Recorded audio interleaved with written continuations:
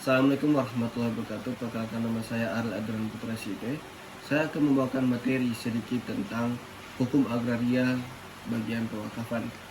Ya, baik, saya akan masuk ke materi. Hukum agraria perwakafan berkaitan dengan pemberian wakaf atas tanah atau properti lainnya dalam konteks hukum Islam. Nah, wakaf ini konsep di dalam hukum Islam itu yang mengacu pada pengalihan kepemilikan dengan tujuan untuk kemaslahatan umum dan kepentingan agama. Berdasarkan hukum agraria Islam, tanah yang diberikan sebagai wakaf tidak boleh dijual atau dipindah tangankan kepemilikannya atau dimanfaatkan untuk kepentingan pribadi pemilik wakaf. Dalam praktiknya, hukum agraria perwakafan mengatur berbagai aspek terkait dengan pengelolaan dan penggunaan tanah wakaf, termasuk bagaimana manfaatnya dapat digunakan untuk kepentingan umum seperti pembangunan masjid, sekolah, atau fasilitas sesuai sosial lainnya. Pada dasarnya, tujuan dari perwakafan adalah untuk menjamin keberlanjutan manfaat sosial atau agama dari properti yang diwakafkan tersebut. Nah, di sini pasti banyak yang berpikir bagaimana apa yang dimaksud dengan manfaat dan lain-lain.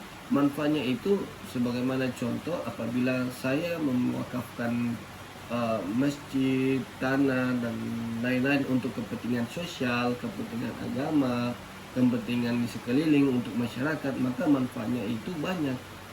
Bagaimana cara mengelola itu dia? Dengan cara mengelola yaitu bagaimana cara yang saya memberikan wakaf, yang penanggung wakaf itu dia mengelola suatu tempat itu sendiri. Tanah perwakafan itu ada juga beberapa macam yang bisa diwakafkan. Yang pertama, tanah untuk pembangunan masjid, tanah untuk pendidikan, tanah untuk kesehatan, tanah untuk kepentingan sosial, dan tanah untuk kesejahteraan sosial. Yang dimana tanah untuk masjid untuk pembangunan masjid atau tempat agama ibadah yang lainnya, tanah untuk pendidikan untuk pembangunan madrasah, sekolah, dan lain-lain. Tanah untuk kesehatan yaitu membangun puskesmas atau tempat kesehatan lainnya.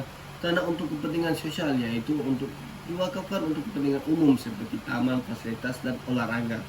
Tanah untuk kesejahteraan sosial itu adalah tanah diwakafkan untuk kepentingan sosial ekonomi, misalnya untuk mendirikan rumah susun atau tempat tinggal bagi orang-orang yang membutuhkan. Dan wakaf tanah pertanian, wakaf tanah irigasi, wakaf tanah pemukiman petani, wakaf tanah untuk penelitian pertanian, dan ada banyak macam. Baik, itulah sekian dari saya. Apabila ada yang banyak yang kurang, mohon maaf sebelumnya. Wassalamualaikum warahmatullahi wabarakatuh.